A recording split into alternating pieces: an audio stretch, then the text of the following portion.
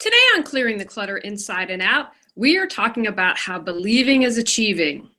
Do you feel that if you believe it, you can achieve it? How does someone have a strong enough faith and stay so focused to make their dreams a reality? Who are you surrounding yourself with to be successful? Do you appreciate what you have and the opportunities that come your way? Let's continue to focus on self-love and self-care in this month's bonus episode.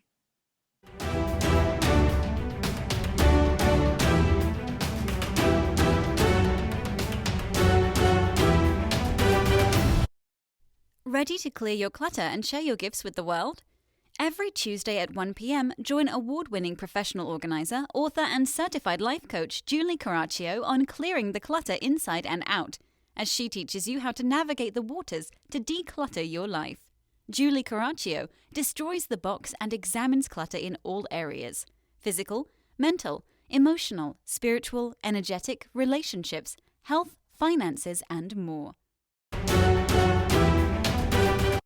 I did this interview a few years back with Perry Williams, who is a former NFL player. He's a Super Bowl champion and one of the most down-to-earth, nicest guys that you'll ever meet. I was at a women's luncheon and heard him speak, and I said, I've got to have you on my show. It's so interesting to me how he overcame so many obstacles in his youth, pays special attention to the toilet bowl story that he shares, because I think that's a great example of you're a child and sometimes life happens to us, whether it's when we're a child, when we're a young adult, someone says you can't make it happen, they mock our dreams. And at a really young age, he was able to believe in himself and stay focused and achieve the dreams that he wanted. To me, there's no greater love than self-love. It all begins with you. And Perry shows you, and I hope inspires you, to know that no matter what your circumstances or challenges are, you can achieve what you dream. Our next guest tonight is going to talk about why believing is achieving. How does a boy at 11 say he's going to go to the Super Bowl and 15 years later achieve that? How is leadership and serving the community a part of tonight's guest message? We're going to talk about that and much, much more tonight. In tonight's Reawaken You, I'm going to encourage you to visualize and feel what it is that you want to achieve. We'll ask Perry about that tonight, but I think it's really important to see things happening, because if you visualize it, that can help you achieve it. So this week, what is it that you want to accomplish? Take a few minutes, sit quietly, and visualize and feel the feeling that you would have if you accomplish something. Take time to do that, and we'll see what you do next week. All right, we're going to tell you about tonight's guest. Perry Williams played for the New York Giants for 11 years and earned 2 Super Bowl rings. He has been the Director of Outreach Programs for Continuing Studies at Farley Dickinson University since 1995. Perry is also an adjunct professor at the school, teaching leadership and ethic courses. Perry Williams has been a keynote speaker at the Outreach Program Banquet for Exxon, addressed the UPS team on leadership skills, and spoken to the Verizon Sales Division on teamwork. He has also addressed numerous younger audiences on similar topics geared towards school-aged children. Perry is heavily involved in the community with a focus on sports and children, including the Perry Williams 3 Sports Challenge YMCA Outreach Program, keynote speaker at the State of New Jersey's Governor Urban Youth Summit, Who Will I Be?, and is a guest speaker for Hoboken Head Start on the importance of father-male guardian involvement in school and life. Welcome, Perry. Thank you for having me, Julie. We're excited. I heard Perry speak at a women's luncheon, and I said, hey, I've got to have you on my show because you are so inspiring. And if there's a quote on football, I guarantee you that Perry Williams knows it. So let's get started. I want you to talk briefly about your background.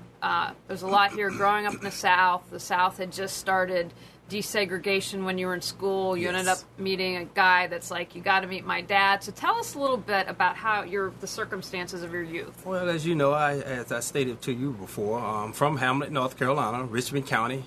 I grew up down there, my grade school years. From there, I started out like many young kids in the sports at the age of 10 years old. I enjoyed sports. I was introduced to the game by a classmate's father. That was a little league coach in my town at the time, and I just really enjoyed playing the game. Got involved, and At first, my mom and my grandmother, well, especially my mother, she didn't want me to get engaged in sports, because, especially football, because she thought I would get hurt and she didn't have the money to pay for medical expenses. But nevertheless, my grandmother kind of nudged on and said, let him go, and it'd be a good thing for him. And I got involved. It took me from Little League through middle school, through high school, Richmond Senior High. I graduated from there in 1979. I had a full scholarship at North Carolina State University. Came here at NC State 1979 to 83.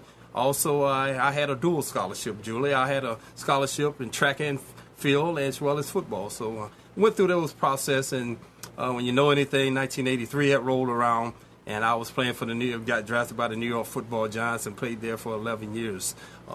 The thing that I talk about a lot, Julie, you've heard me say this, the believing is achieving. That is my motto. I believe that if you believe in yourself, then anything is possible. I believed in it. I started out with the story, I call it the toilet bowl story. When I was 11 years old, I told my mom and my grandmother that one day I was going to be somebody. I was going to make something happen in my life. And with that in mind, I was telling them about football and that I was going to play in the NFL. And not only was I going to play in the NFL, I was going to even play in the Super Bowl.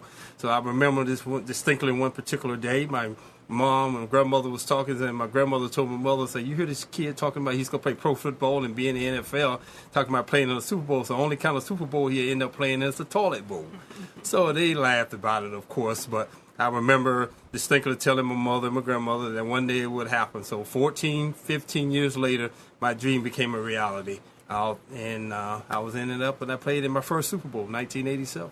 Which is amazing. But talk to us about that, because when you first said that at 11, not a lot of kids have that determination to say, I want to make it to the Super Bowl and I'm going to do that. And you believed in yourself. You had people around you who didn't support you. So what do you think it is about you, or did you learn it from a mentor that allowed you to focus and believe so much in yourself? Well, it was a culmination of things. My mother and my grandmother obviously instrumental in my life.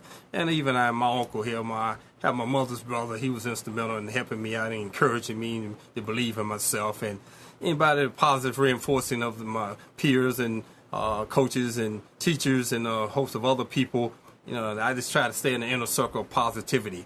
If you believe in yourself and you believe in being around the positivity, then it becomes the end result of things that happen a lot of times.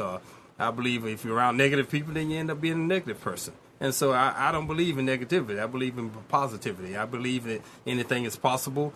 And I guess I'm a living example of it. I just believed in myself. I never gave up. I felt like quitting many times, like any other person. I'm a human being. But at the same token, I just kept, hanging in there, and then it worked out for me. So what would you do to get over those humps or those big challenges when you felt like quitting? Well, I had a guy, which was my mentor at that time, a Little League coach, Coach Charlie Bishop. He was a great football player himself. He played at East Carolina University in the 50s. Matter of fact, a couple of years ago, he was inducted in the East Carolina Hall of Fame, Football Hall of Fame. Great guy. He's retired now out of Richmond County, lives down in Myrtle Beach, South Carolina. He was a guy who he was dedicated. He believed in his young kids that he worked with, and I just thought I bought into the concept, and never changed and never turned away from it, and just kept moving.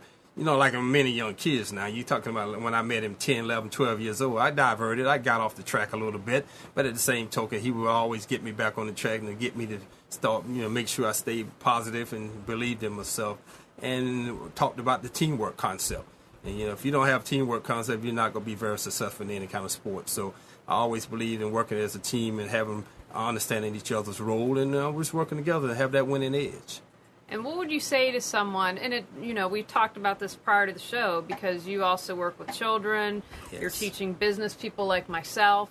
A lot of times, people don't see the benefit of teamwork. They say, oh, you're my competition. But I believe you're stronger. You can work with your competition because you each have your unique traits and specialties. Like tonight's sponsor is Emily Parks, and yes. I do professional organizing. Well, Emily's the go-to gal for technology. I'm happy to help promote her. She does something completely different, and she's great about that. But a lot of people don't see that. So what would you say to people who are maybe challenged in seeing the benefit of working as a team? Well, the easiest thing that I can say is just look at the people who have had a lot of success, great success. That's all you got to do. You don't take a rocket scientist to really figure this stuff out. You be around successful people, and every successful person I've ever met always had a host or a team of people that they work with. and putting it together and understanding each other's role. I think that's most important, understanding each other's role.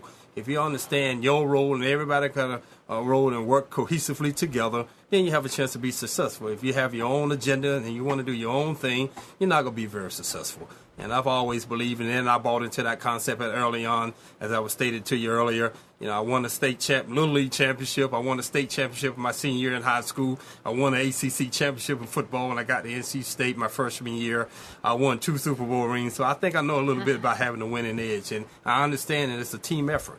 It's no I in team. Right. You got to be able to work cohesively together. And more importantly, I call it a double H. If you want to be successful in life, in the workplace, in corporate America, in education institution, or you want in the sports endeavors or whatever, have the double H mentality. And that's be hungry and stay humble. I call it the double H. And if you can do that, then anything is possible, and things will happen for you. And I've always believed in that. I try to be a humble guy. And I always stayed hungry, because if you're not hungry, then you go eat. A lot of times you go get the short end of the stick. So I just always believed in myself, and kept working hard. And my teammates that I played with, and every level I ever played with, we all believed in us, and we became champions. You did. I should ask, you have the Super Bowl ring on? We should. No, actually, it's not a Super Bowl ring. It's my high school state championship, 1978-79, Richmond County. I was the first class in 1978-79 to win the state championship in the state of North Carolina from Richmond County. My school was built in 1973, and by 78, I was the first class. Since then, Richmond County, if anybody know anything about Richmond County and Hamlet, Rockingham, North Carolina, they know that we got a great high school football program there. We've won probably 10, 11 state championships since my time. We've had 275 D1 players in college football. And we've had over 20-something NFL players come out of my high school. Wow, that's really impressive, because it's not that, Richmond County's not that big, is it? No, we probably have 50, 60,000 people in the whole county. Yeah, but to have that many pro NFL players, you're kind of like Samoa, where Troy Polamalu's from, right? Because they have a lot, emphasize football there, and they've had quite a few. As Perry knows, I disclosed I'm a Steeler fan, but he knows Coach Bill Cowher was a couple years ahead of him at NC State, so there's that Steeler We won't hold connection. that against you. We won't hold it against me. Now, Giants are okay. I root for you guys anytime you're not against the Steelers.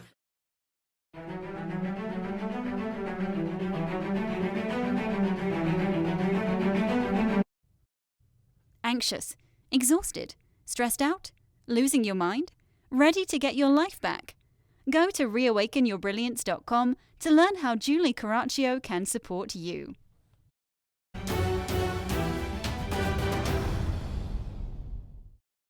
I wonder, we always talk about that nature-nurture thing. And there are probably, I'm sure, a lot of things in your life that you could have said, you know what, because I'm this or I'm that, or this happened to me, I should not have succeeded. And yet you did. What would you say to someone out there who maybe thinks they're at a disadvantage or they're in a tough spot? What do you think it is about you that allowed you to believe in yourself and achieve? Do you think you were born that way, or it's you trained yourself to believe? What would you say to that? It's a combination of things, Julie. I had mentors. I had people who was positive reinforcers, like a Charlie Bishop, my grandmother, Annie Mormon, she's now deceased, Annie Mormon DeBerry. I had my mother. I had my uncle, which is my Uncle Paul Leach, that lives here in Apex or the Holly Springs area outside of Raleigh here. People just kept giving me that feedback, that positive reinforcement feedback that you can do it, just keep hanging in there. And once you start hearing that enough times, then after a while you start believing that you can achieve something. And I've always had the mentality, once I learned that and understood that, don't quit, don't ever give up, the Jim Valvano motto that he used for many years. Coach V and I became friends when I came to NC State, and especially when I went in the NFL. But I always tell people, just don't quit. I know it's going to be tough. It's easy to quit. But it takes, it takes a special individual, man or woman, boy or girl, to hang in there when the tough times are there. But I've always believed that if you could hang in there and just refuse to lose, refuse to be denied, then anything is possible. And I guess I'm a living example, because first and foremost, Julie, I hate to lose. I will say that to the audience, to your fan base here. I despise losing. Nobody remember losers. Everybody remember winners. And I don't say that to be cocky or conceited or arrogant. I'm just telling you that's a fact of life. You know, successful businessmen or women, they don't become successful because they accept losing. Mm-hmm. You know, losing, you know, to me, you know, a loser is a person who congregate and go in the corners a lot of times and point fingers and he did this or she did that, or they don't like me and I don't like them or whatever. But true winners will come together and make that common code or that common cause and make it happen and become winners. And that's just the way it is. Now, what would you say to someone, because you said throughout your life you had mentors that helped you and were an important part to that. So what would you say to someone who doesn't have a mentor, or would you have advice on how to for someone to find a mentor? That's you know, you try to find where that. It's like anything else in life. You know, you're as good as the people you surround yourself with. Okay, if you're in a negative environment, I don't care if you come from Section 8, if you come to projects, or if we say down south, the country projects or the northern projects up in New York and New Jersey, where I made a lot of my work up there. Yeah, if you be around that positive person, then it rubs off. It becomes contagious. I was saying that to my uncle earlier this evening. You know, you be around negativity. I mean, that's what's going to happen. You know, you got to be around positive people. And I know if you come from, you know, disadvantaged situation, I understand about humble beginnings. I come from a low income. I didn't have much money. My mother made, $10,000, $11,000 a year when I was growing up in a textile mill. But at the same token, I had positive people. And so you go find that positive. Everywhere in America, someone is positive. And so you go find in your community, in your necessarily in your environment where you may live at, or in your state, somewhere, you go find somebody that is positive, and then you go find that person and be around that kind of environment. I believe that. I also say often that in every moment you have a choice. You have a choice whether to find a positive person, or you have a choice whether to hang out with a negative person. And I think a lot of times I hear people say, well, I don't have a choice.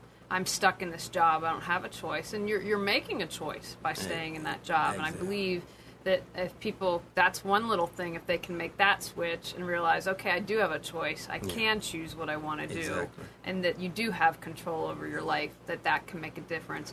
One of the things I really appreciate about you is your commitment to leadership and community. So let's talk a little bit about leadership and leadership development. What does that mean to you? Well, leadership is leading by example. I mean, first and foremost, you know, you cannot be a successful leader or a great leader if you don't lead by example. You know, anybody can go out and tell someone, delegate to someone and tell them what to do. If you're not willing to roll up your sleeves and jump in the foxhole with that individual or individuals, then you're not going to have a lot of success. And I believed in that, and I've always said that about leadership. I define it as leadership having an individual or individuals buying to one's concept. The leadership is, you know, being able to achieve one's purpose. Those things are very vital and important to me. I can only say again by my own example and the times and the things I've been able to do over the years involved with my sports endeavors, and even after my life in the sports world, transitioning back into the real world, in my education components that I'm involved in at the University, Farrell Dickinson University in New Jersey. You know, just going out there and working together, working with my constituents there, working with my colleagues, working with the administrators at the board of trustees. You know, it's all about having a winning attitude and winning edge. We all there for one cause. It's not about you and not about me. It's about the university. It's about the people or the cause that you are working towards. Do you think we can all become leaders, or do we need to have some people that follow? Well, you know, I personally believe that anybody can become a leader. Me personally, when I use the example, if I can use an analogy of a football analogy, I think about Harry Carson. I think about Lawrence Taylor. I think about Phil Simms. Harry Carson, great football player, played for New York Giants many years. He was our team captain, played in Hall of Fame, inducted a couple of years ago. Lawrence Taylor was a great player, played at that other school, Chapel Hill over there. You know, I'm being an NC State man, say the other school, but Chapel, LT. They all led by example, but I led by example. You know, I was one of the quiet guys on the team, and I didn't get all the notoriety, you know, like some of these other guys, Phil Simms. Now, Phil Simms is a great commentator on NBC or ABC. It is now on TV, and I'm glad for him. He's doing great with his new life. But I led by example. My work ethic, it was unmatched. You know, my commitment, my attitude, and it took me, it's no secret, Julie, it took me for 11 years. It was told to me by the New York football Giants after I retired. That was one of the things, contributing factors of my longevity, because I worked hard every day. I showed up, kept my mouth closed, kept my nose clean, stayed out of trouble, and went to work. And that's the attitude I had, because it's the old saying about the NFL. Though now, the acronym for NFL, everybody say it's National Football League, but in reality it stands for not for long. If you don't produce, you're going home. So I knew if I didn't produce in New York, New Jersey, or Connecticut, that metropolitan area, they were going to give me a one-way ticket back to Richmond County in North Carolina, and I didn't want no one-way ticket. So I did what I had to do to take care of business. Another thing that I love about hearing you speak is service is a huge part of your message, and you encourage others to serve. Why is that? Well, it's giving back. I'm a believer in Christianity. I'm a spiritual in God. I grew up in the church. Grew up in a Baptist church. No matter Christianity is Christianity, spirituality. I believe that it's better to give than receive. My grandmother, my mother taught me that. Even my uncle, my uncle was a prime example. And I'm not saying that because he's here with me in the studio tonight, but I always watched him when I was a young boy and growing up. And then when I came up to college at NC State, things that he did with people, how he governed himself with others, or elderly people, or just people in general. And I always trying to help other people, and I wanted to do that. My grandmother was a big advocate for that and giving back. I always give back. Doesn't matter how much you achieve in life, you always be humble and give back. I'm going back into the reading of spirituality in the book of James, where it said God opposes the proud but give grace to the humble. So I'm all about giving back. I was raised that way. It's part of my DNA. You can. What is it? I think somewhere in the scripture, correctly answer, if I'm not mistaken, it said, what is it for a man and woman to profit the world just to lose your soul? So I'm all about giving back, and I don't want to profit the world, and then all of a sudden one day when my time comes, when I have to leave this place called Earth, that I have to face the big man someday, the upstairs man, and with the empty resume. I want to have something to show for us. So. Tired of losing money because you aren't organized? Overwhelmed because you missed a soccer game because calendars weren't coordinated? Stressed out because you can't find what you own? Go to reawakenyourbrilliance.com to learn how Julie Caraccio can support you. Why do you think it is, Perry? Hearing you speak, doing some research about you, there are so many young men in the NFL today. I mean, I'm a Steelers fan. I'm also a Mountaineer fan. We had Pac-Man Jones, who I believe murdered someone. We had another guy on the West Virginia team, and who committed serious crimes. Ben Roethlisberger was charged with rape twice. And so, what is it about you, or do you think it's because in the digital media age? But how come some of these young men, or what the Hernandez, who just was arrested in the jail from the Patriots for murder. I mean, you're making millions of dollars a year. You've made it to this level that whatever you say, you have to be smart, you have to work hard, and it seems to be thrown away. So I would like your opinion on that, why you think that is, or where they've gone wrong, or if you'd have advice for someone coming up so they don't take that wrong path. First and foremost, Julie, the key words that I would say about this new generation of kids, and many, and some of them even in my time, not appreciative. They don't appreciate opportunities. And I'm not saying because I can't not blame these young men or young women.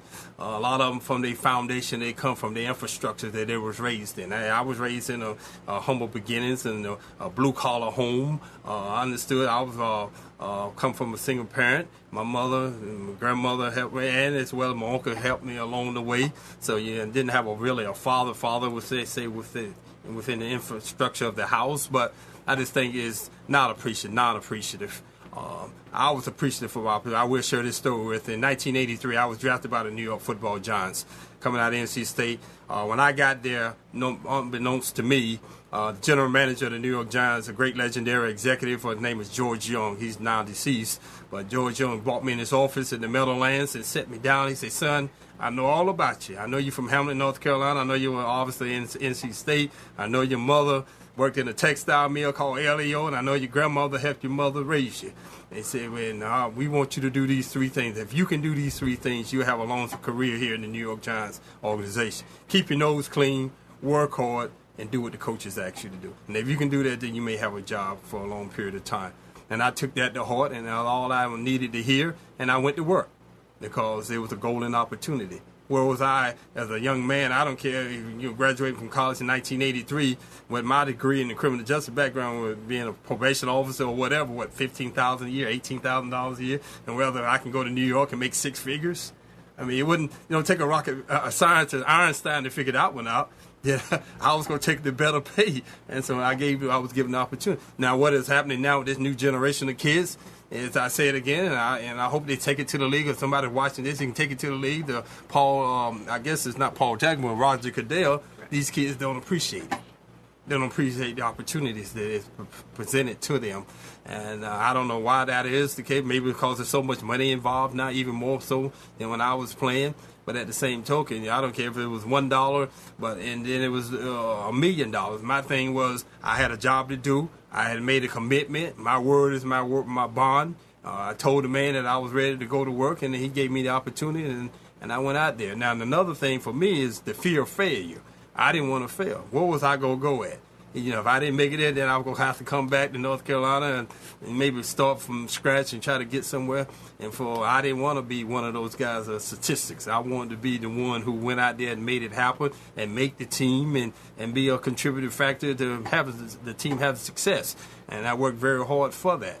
And so I had to sacrifice. A lot of kids don't want to sacrifice. They want all the glam, the riches, the big bright lights, and to hang out with the movie stars and all this and that. But then at the same token, you got to put time in for that. That means going to bed at night, get your rest. You got to eat. You got to do your work. You got to do a combination of things. So a lot of guys don't want to do that. So they just want the riches and the fame. Give me the money. Show me the money mentality with the movie many years ago with Tom Cruise and Cuba Gooding. Show me the money, but you show me the money. Show me the results. And so I'm a strong advocate for the NFL, for the ownership. I know it's 32 teams now. When I was playing, it was 28. I'm a strong advocate for any of the professional team or the ownership. My thing is, and I've always said, is produce. I want the guys to produce. If you go play sports, you got to produce.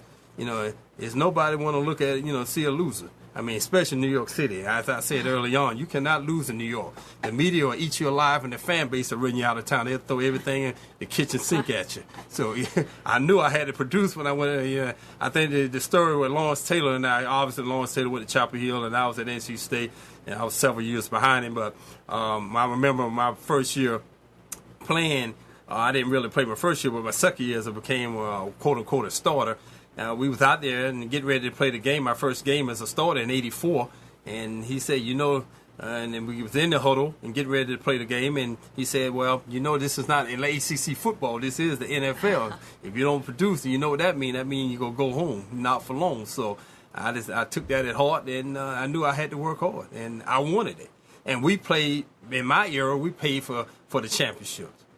The guys play, I don't know what they play for. Now, I guess they play obviously for the money, and then it's in the secondary, the rings is secondary. For me, the rings was first, and then the money came. We had the desire to play it. I want you to share the story when you were, I can't remember if you were in grade school or middle school. You had the opportunity to go to D.C., but there was a conflict with the sports event. And talk about that and what your coach said to you and what you did. Yeah, well, it was now, I guess I must have been 12 years old. I had an aunt in Washington, D.C., my grandmother's sister, which is my great aunt. She had come to visit in North Carolina, Richmond County, in Hamlet, and at the end, and I was playing Little League baseball. It was an all-star team getting ready to start up at that time. And I wanted to go on a vacation. I had never been nowhere in my life to go on a vacation. And my aunt said, well, I'm going back to Washington, and I'll take you with me in a week or two, a couple weeks, and we'll send you back on the train. And that was fine with me. I was happy to get a chance to go to Washington, D.C. Unfortunately, we still was in the midst of my season in baseball, in Little League. And the coach, the same gentleman, Charlie Bishop, came out to the house, and he was upset. He said, son, you can't leave. This is a team effort. The team needs you, and we all need you to come, and we're going to work together, and we're going to stay together. And so he finally convinced me, and I realized that it was a team effort. We all got to, it's either we're going to go down as one or we're going to be successful as one. And I was convinced, and I guess what resonated with me, he said, I'll take you on vacation with my family. And so I had never been there, so we're going to Florida, so you go with us to Florida. And so with that in mind, I changed my mind, and I stayed. It was the best thing that ever happened to me. I stayed, and it made me understand, putting the team first and understanding that it's not about me.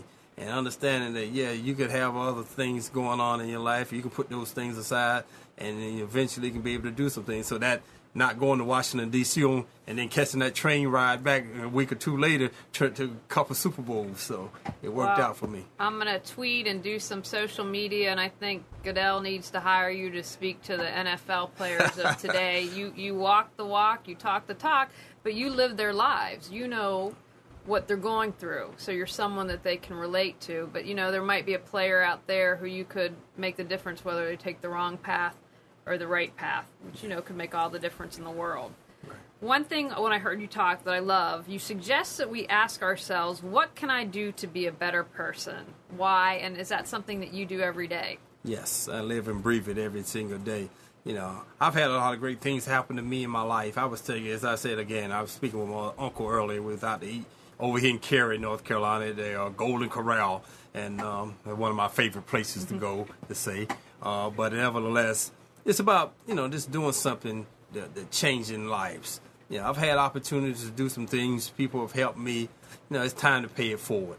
It's time to give back to somebody. And it doesn't matter how much you can accumulate in life. If you can't feel good about yourself, that knowing that you did something for others and being a contributing factor to that, then life is worthwhile. Now, Martin Luther King said, if I may quote and say this, paraphrase it anyway, Martin Luther King, where he said, well, what is it for a man, to go out there and profit the world just to lose his soul? But he also said, I'd rather be a man of conviction than a man of conformity.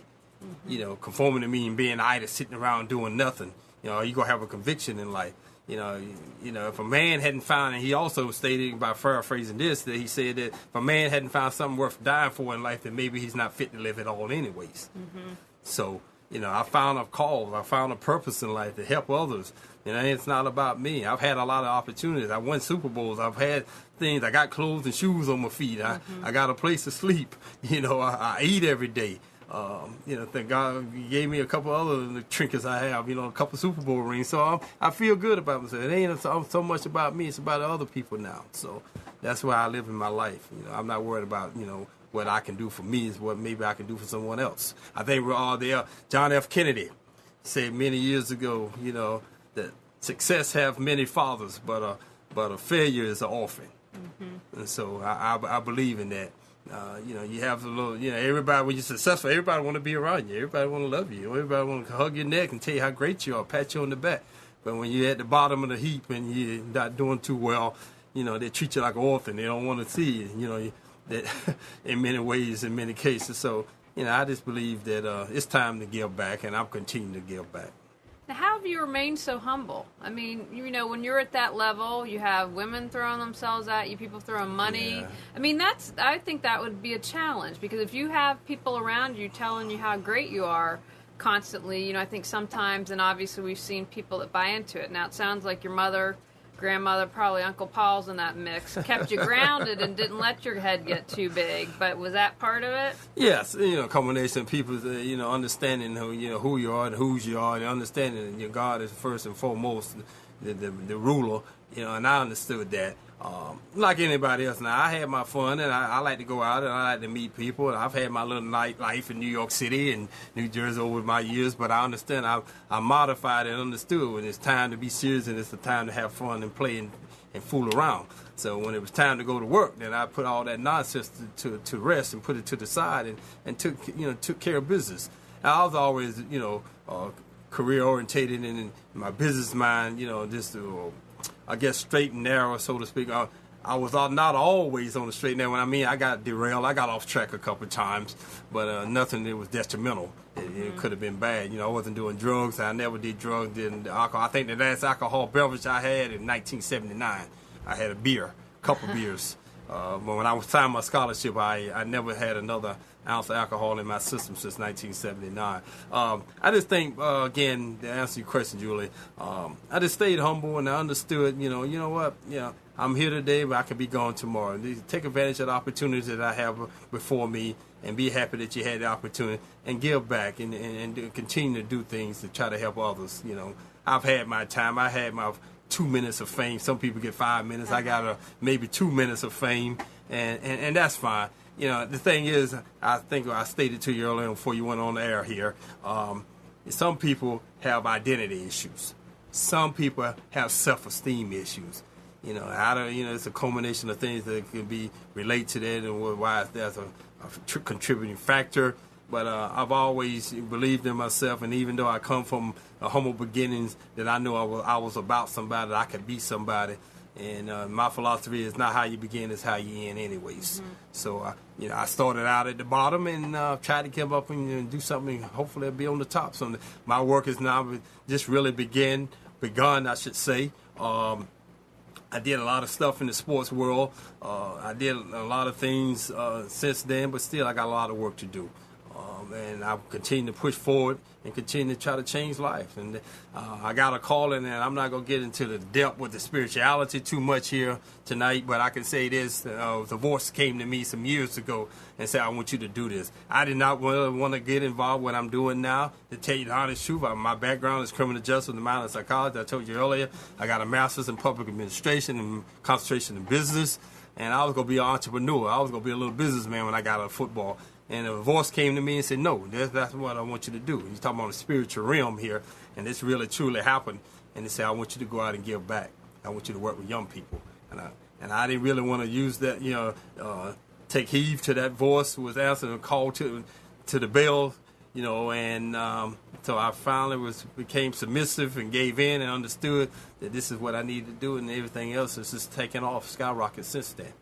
You've got to trust that. Talk a little bit about that. You don't have to go in depth, but because I've heard you speak before, faith and spirituality kind of, you say whatever it is, whether you call it spirituality, whether you call it faith, Christianity, that is a huge part of your life, and you believe it should be a part of others. Why is that? Why do you think that's beneficial? Well, it teaches you about being humble. It teaches you about being a cheerful giver. It teaches you a whole combination of things, and it's not about me. It's about us. It's about the team aspect. And I just believe that spirituality has been raised in the spiritual confine and infrastructure. It helped me along the way. And I will share this story. And I don't very rarely share this story. I'm going to share this story on your show here, Julie. And I was talking to someone else today. I had a meeting I had to go to early on in Raleigh today. When I was in 1987, I had just won my first Super Bowl in the New York Giants. We had beat Denver Broncos and the great John Elway that particular year, Pasadena, California, in the Rose Bowl. Well, that following season, we're getting ready for season, and I'm playing and we playing in the season, and getting close to the end of the season, and I had a devastating blow. I hit a guy in a game where actually we were playing against the New York Football Jets. Hit a guy, knocked him, tackled him, got him on the ground. But he got up, and I did not get up. I was paraplegic. From my neck down, I was paralyzed for about 3 to 5 minutes. And then my whole world came revolved in instantaneously in a moment that this is what can happen to you. And then all of a sudden, I told one of my teammates, a great football player we had named is Carl Banks from Michigan State University, that I can't move, Banksy. And I told him to take my mouthpiece out of my mouth, and I started believing, and then I started saying, you know what? This is what can happen to you when you start to become selfish. When you start saying, okay, this is about me. And then you forget about spirituality, forget about God as the number one first and foremost. Because the Bible tell you, put no man before me. And so anything. And so I was laying on the ground and couldn't move, couldn't do anything.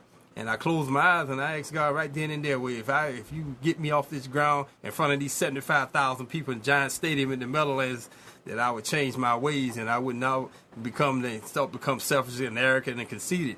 And as I felt I was starting to become, but within 5 to 8 minutes, I started getting my feelings in my arms and my legs, and I was able. And then did not let me get off of the ground there. They carted me off into the back of the locker room or back to the stadium to the doctors, and I got up and from then on, I didn't play obviously the rest of the game, but later on, at the end of the season at that time anyway, so I was able to play for the next 6 years. That was my first 5 years.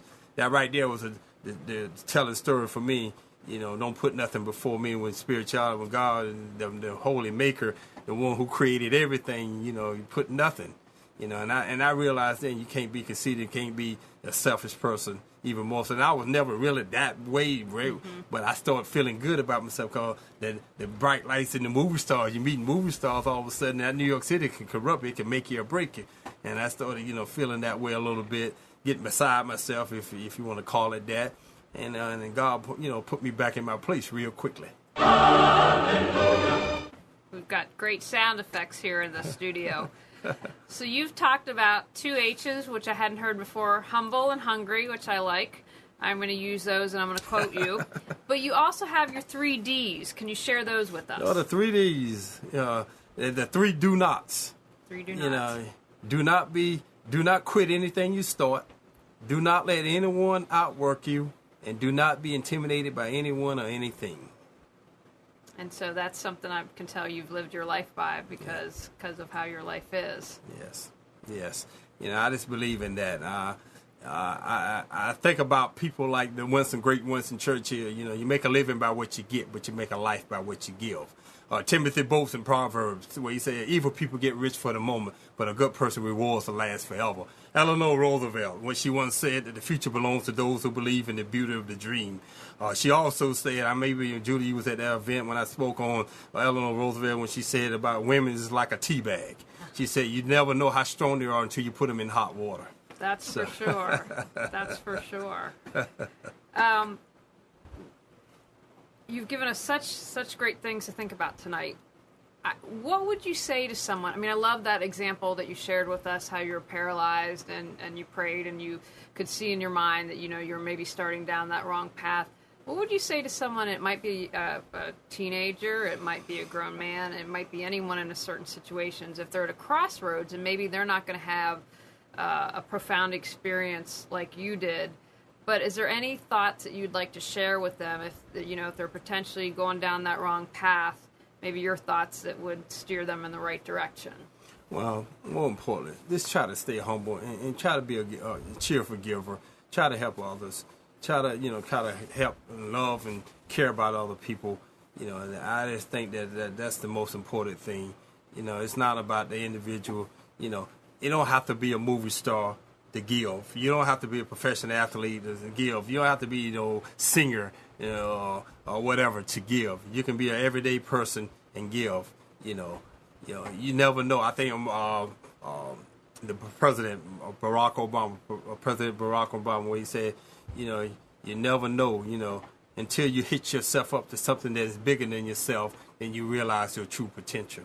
So you got to hit yourself up to something and then stay focused, stay forward, and steadfast to it, and make a dream become a reality. Just don't give up. Just don't quit. We all have our challenges. Not everybody gonna be the top dog, or everybody gonna be the top lady. Some, that's the old adage we say, I've said many times with Native American, and when we talk about, I got some Native American in my blood, in my family. Everybody can't be the chief. Somebody got to be the Indian. So I don't mind being the Indian. So that's fine with me. My great-grandfather was a janitor, but what he told my mom was, you do everything, but you do it in excellence. And that's so, right. Some people might look down on that, but that's all right. But he did an excellent job, and he took care of his family, that's and, right. He took pride in what he did. And so, like you say, you can be the Indians, but that being a janitor is an important job. We're all equal. We're all important. There's no job that's more important than another one, but I sometimes don't think we see that. That's a great point you said that, Julie, because I say that about leadership. You can take a man or a woman who's at the bottom. When I go to speaking engagements, I make it a point, at all costs most of the time, that if I'm at a banquet, I'm going to see the women and the men who work in the tables and the servers. I want to talk to them. I want to shake their hand. I want to, tell them I thank them for the food. Or, if they want an autograph or I sign a picture for, I'll make time for them because they're down there serving you. That don't mean that you got to treat them like they're servants. They're human beings like everybody else. And so I go from the top to bottom. I've met with CEOs and CFOs and presidents and all these different men and women. And they'll probably look at me like I'm crazy, but I get up and I go talk to the everyday people. Because if you don't treat those people right, you can never be a great leader. Absolutely. And And that's you know, how I as they look at it. say, the people you're meeting on the way up, you're going to meet on the way down, because That's you right. know what? You're not always going to be on the top. That's right. That's right. Absolutely. My grandmother always said, God bless her dad, but she always said, you never know who will give you the last drink of water, son. So you better, try to treat everybody with respect. Which I can tell from the moment I met you. Perry was so humble. You're like, hey, I'm Perry Williams. I'm like, you're an NFL player. We got to talk. But just that humbleness comes through in everything you do.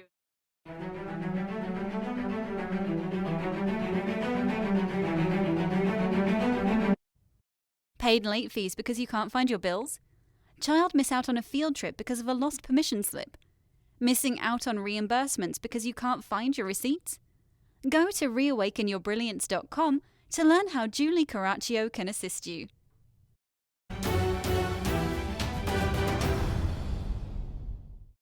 Why do you believe it starts with the mind? Believing is achieving. Why does it start there? Well, the mind controls the whole body. Your body, you can be physically inclined, and in the body, the physical tools, you can look like a Greek god. Some of these athletes, male and female. But if the mental aspect is not there, then you're not going to make it. I always say, I use that analogy all the time, it's mind over matter. If you don't think you can do it physically, then you're not going to do it. You might have all the physical tools in the world. If you're mentally not on the same page and having that mindset on the positivity aspect of it, then you're not going to make it. And so, I always say to young people, or just people in general, learn how to impose your will on the situations. You got to learn how to impose your will. Steel wheel mentality. I call it the steel wheel mentality. If you don't have the steel wheel, I don't care if you're a businessman, a woman, or whatever, you can be whatever, CEO of a company, the president, you're going to have that self-esteem issues, you're going to have that identity crisis, and you're going to be walking on tulips, and you're wondering what's going to happen. That person not doing it, talking about me, and that person. If you walk the chalk line and you do the right thing, then you're not going to have to worry about that, because you're going to have a team effort, you're going to have a unified group, and you're going to have success. And that's how this stuff works. And so, it don't take a rocket scientist, again, as I said to your audience, to figure this out. You have a little common sense. That we say down south in North Carolina, we have a little mule sense. So just have a little mule sense and you'll be all right. What do you do to conquer doubt and criticism? Because we all get that, even if we have a lot of confidence and believe that we can, we all face that. So what would you say to that if someone's dealing with that right now? Repeat that again, please. So if you have doubt or criticism, how would you conquer that? Well, criticism, a lot of people, when I say about criticism and doubt, I guess come to my mind, misery loves company. When some people are miserable, they want everybody to be miserable. So my thing is, I don't need no negativity. If you want to think about negativity, you go on that side of the room and I go on my side of the room. And I go do what I do. And I guess to this old adage with these young kids, they say, Bonnie, you do you and I'm going to do me.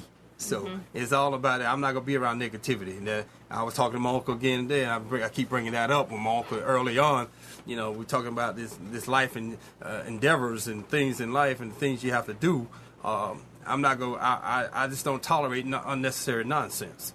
If you're not coming to the table with the right stuff for me, information or resources, then you waste. I'm wasting my time. My grandmother always said, I use that as going back again. You can do bad by yourself. You don't need no dead weight. I don't need dead weight. I'm already got enough on me as it is. So, I just believe in going out there and working hard, surrounding myself with positive people who are doubtful. I try to encourage them, and I try to give as I said early on, positive reinforcement. I keep saying, if I say it enough to someone, if they have doubts and not encouraged or have some self-esteem issues, I keep saying it enough, and maybe it might take heave, and it might take hold, and they might start believing that they maybe can achieve. And, you living from my example, where if this guy come from this situation, maybe I can do something. But I just got to believe in myself.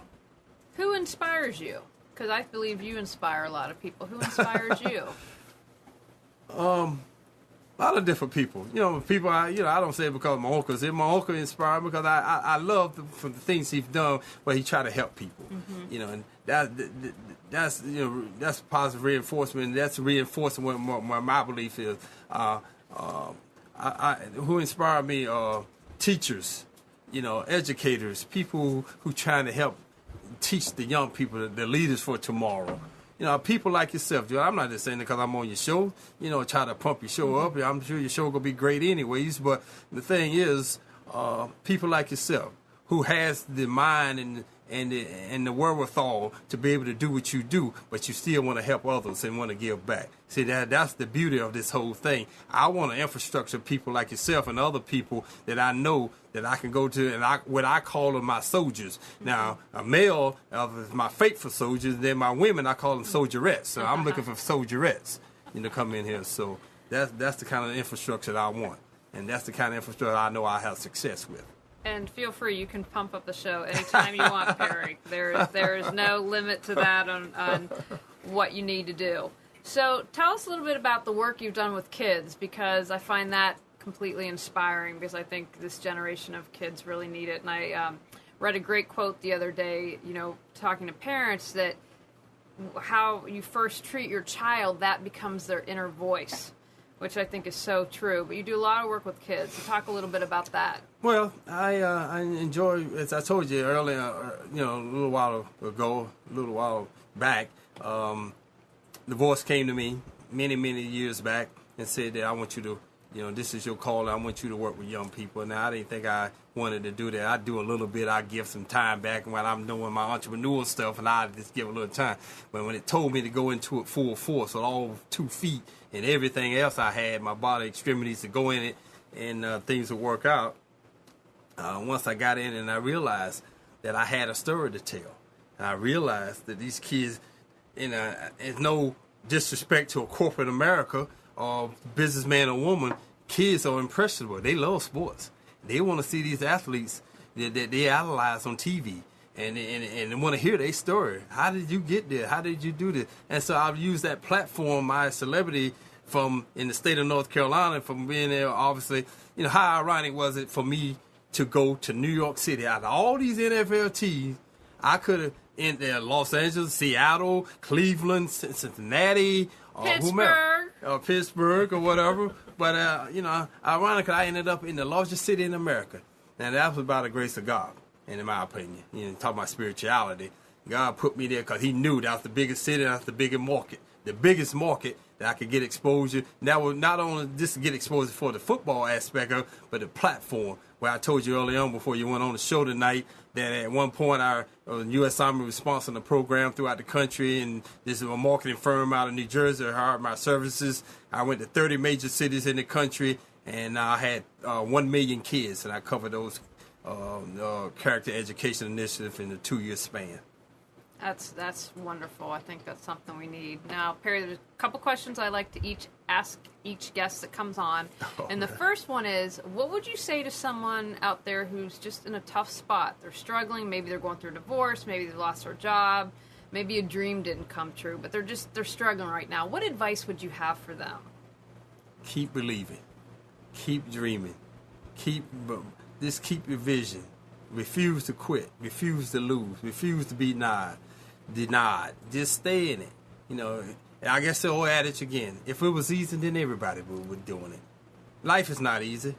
Believe me, I've had some trials and tribulations, some ups and downs, have my turmoil, have things that happen to me, even as I said, at the beginning, in the middle, and even up to today. Things happen, and we have tragedies and things happen in life, but you gotta stay focused.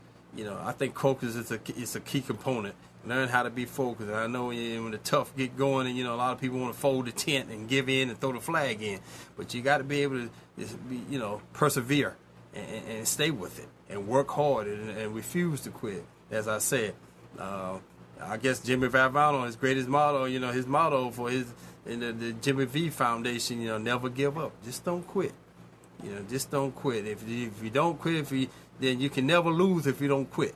I think the greatest quote I read somewhere was Mike Dicker, the legendary football coach of Chicago Bears. He said, "You're never a quitter until you quit trying. When you quit trying, then you're a quitter. Mm-hmm. You're never a quitter. Don't quit. You just never lose. When you give up, then that's it. Then you lose. Absolutely." It just comes to that Newt Rockland, the legendary coach in Notre Dame many years ago. I read somewhere in his memoir of some books I read where he said that he loved bad losers because good losers lost too often. Now, what did that mean, Williams? What you're saying here? Well, when you go out there and you give, and you think that you're gonna lose, and you think you're gonna give up, and you go ahead and quit, then you lost the game. You know, when you refuse to lose and you keep fighting, because there's always gonna be another day. The sun gonna shine tomorrow. Eventually, it might be a rainy day today, but another day it's gonna be bright, and you got to come back. You know, Paul Bear Bryant, University of Alabama, I read somewhere in his memoirs, his biography, where he said that, you know, winning might not be everything, but it sure as heck be coming in second place. Who want to come in second place? You know, the bottom line is you want to win in your business, in your corporation, you presidents out there, you executives out there. You want to win. So you want to win, you got to go get the people to win with.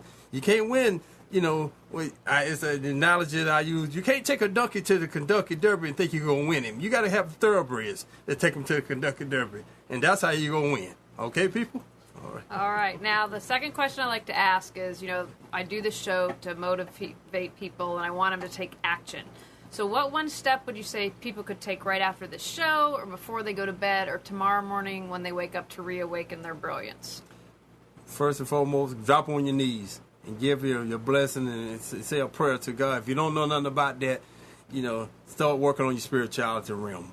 Start believing in that. Start giving back to it. You don't have to go in there and read the Bible upside down, sideways, and all that. Just start believing in a cause and stick with that cause and believe in it and stay with it. And then you'll see a magical change before your eyes, because I'm a living example of it.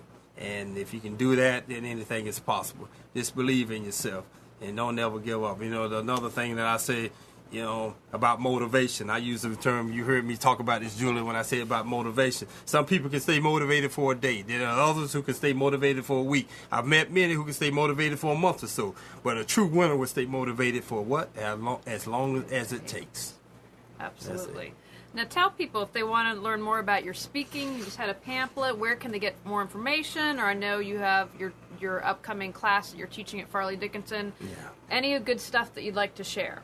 Well, yeah, I just gave you a pamphlet early on. If you want to know more about me, just call Julie, please, and she'll help me get in the information to you that you need. Yeah, that's pretty much the crux of this whole thing. Julie's a great lady here. You guys keep on tuning in to her show, and you know, I'm sure that she can give you, the information about me. I'm not hard to find. You know, Julie has my information. She got my email. Just email me, pwilliams@023gmail.com. And we can go with it, and we can make some changes. We make some things happen. You know, believing is achieving.